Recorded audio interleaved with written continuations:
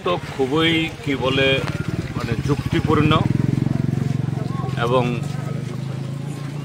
Constructive. এখানে যে সমস্ত বাড়িঘর আমরা দেখলাম, এই যে আখাউড়ার রোডের পর থেকেই প্রায় শুরু হয়েছে, দোকান বাড়ি, তারা কেউ 60 বছর, কেউ 50 বছর, কমে 40 বছর ধরে এখানে বসবাস করছে। এখানে শুধু এই সরকার না, আগের সরকারগুলোও তাদের যে এখানে অবস্থান এটাকে মান্যতা দিচ্ছেন। তাদেরকে এই গ্যাসের কানেকশন দেওয়া হয়েছে, বিদ্যুতের লাইন দেওয়া হয়েছে, রেশন কার্ড আছে। তারা এখানে মিউনিসিপ্যালিটির এই কর্পোরেটর নির্বাচিত করে, বিধায়ক নির্বাচিত করে, তারা এমপি নির্বাচিত করে। তার মানে কি? তাহলে এরা অস্বীকৃত উইরা এসে জুইরা বইছে এরকম নাগরিক না, তারা সম্পূর্ণ বৈধ নাগরিক। সরকারের নজরেই এখানে আছে, সরকারকে তারা নিয়মিত ট্যাক্স দেয় এবং তাদের যে দৈনন্দিন রোজগার গায়ে গতরে নানাভাবে করেন।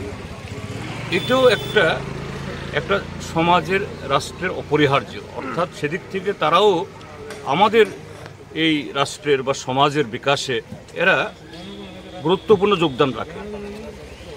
এখন এই আমাদের দক্ষিণ ত্রিপুরা থেকে যে জাতীয় সড়ক এসছে, এদিকে এই উত্তর ত্রিপুরা থেকে আসছে, এই দুটার মধ্যে এই মানে লিঙ্ক করতে হবে। শহরটাকে আরও বেশি যানজট মুক্ত করার জন্য বাইপাস করতে হবে। উত্তম উদ্যোগ। ত্রিপুরা রাজ্যের 40 লক্ষ মানুষ সবাই চায়। আমরা যখন সরকারে ছিলাম তখন থেকেই এগুলো নিয়ে নাড়াচাড়া আমরা করছি এবং কোনো সরকার তার রেনিউরে সব কাজ করতে পারে না।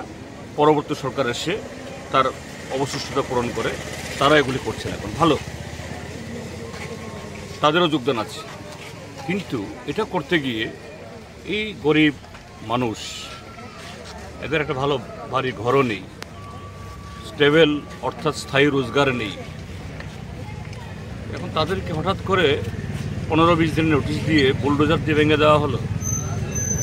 তো অমানবিক। এবং শুধু অমানবিক বললে বোধ হয় মানে মানে কম বলা হবে।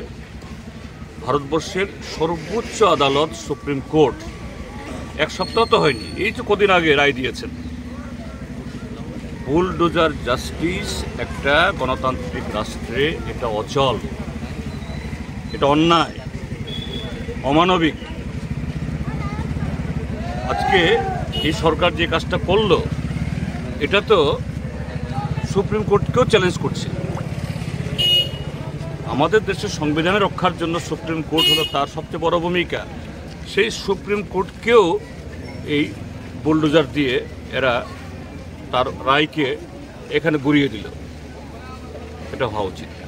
এখন আমার কাছে যে স্মারকলিপি তারা দিয়েছেন, আমি বলবো যে এই মানুষগুলো তারা কতটুকু যে রাষ্ট্রের নির্মাণে বা সমাজের নির্মাণে তারা এত ক্ষতি হওয়ার পরও কেউ দেখছেন আপনারা খোলা আকাশের নিচে ঘুমোচ্ছে, ঠান্ডা আস্তে আস্তে পড়ছে এই অবস্থায়, আর কদিন বাদে হলে তো অসুস্থ হয়ে মারা যাবে। তারা শুধু 2 দফা দাবি লিখেছেন। কি লিখেছেন? গোলচক্কর সংলগ্ন কোনো সরকারি জমিতে গৃহ নির্মাণ করে আমাদের পুনর্বাসন দেওয়া হোক, আমাদের জীবন জীবিকা নির্বাহের জন্য নিশ্চিত আয়ের ব্যবস্থা করা হোক। আমি বলবো এর চাইতে যে বাধ্য নাগরিক, এর চাইতে যে দেশকে ভালোবাসেন, উন্নয়নকে চান, খুব কম জায়গায় পাওয়া যাবে। এরা আরও 10 দফা দাবি করতে পারতেন। সরকার শুনুক, আমাদের রাজ্যের বর্তমান সরকার শুনুক। এই এলাকার বিধায়ক যিনি, এটা তো বোধহয় রামনগর এলাকার মধ্যে পড়ে, তিনি আবার মেয়র, তিনি বিধায়ক,